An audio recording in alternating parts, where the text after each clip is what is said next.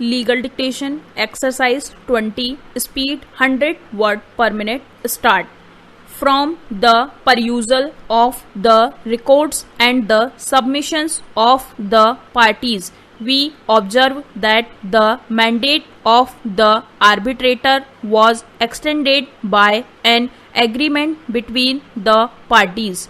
Thus, it can be constructed that the parties had not agreed to the extension of the mandate of the arbitrator, failing which the mandate was automatically terminated. However, the contention of the appellant that the High Court had erred in not allowing the appellant to decide upon the appointment of an arbitrator pursuant to subsection 2 of section 15 of the Act must be accepted. In this connection, I would be appropriate to refer to the relevant portion of the impugned judgment of the High Court, which gives an elaborate observation on the above mentioned issue raised by the appellant. Arbitration is an informal, quick and easy alternative mode of adjudication of disputes by agreement of the parties. This court clause was invoked way back in May 1996 and almost 10 years have expired since then. The appointment of successive arbitrator by the chairman cum managing director of the respondent has only resulted in delay. Para.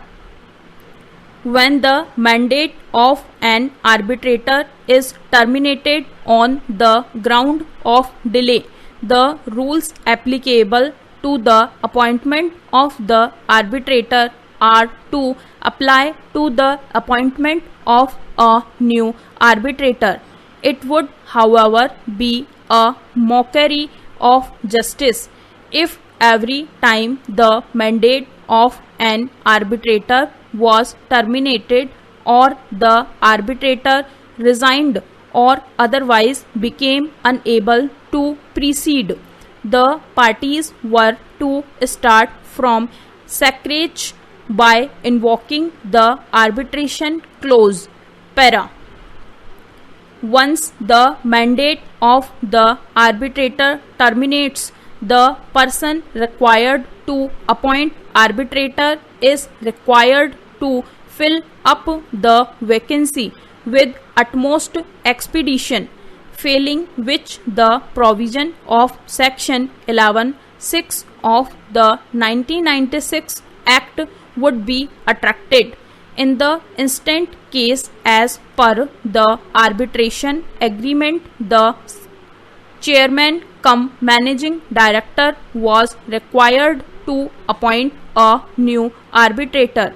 In case the arbitrator became unable to continue, whatever be the reason. Para.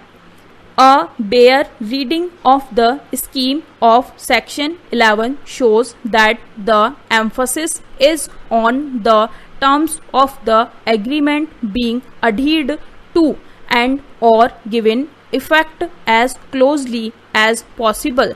In other words, the court may ask to do what has not been done.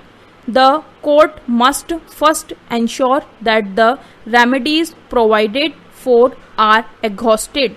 It is not mandatory for the Chief Justice to appoint the arbitrator. Stop.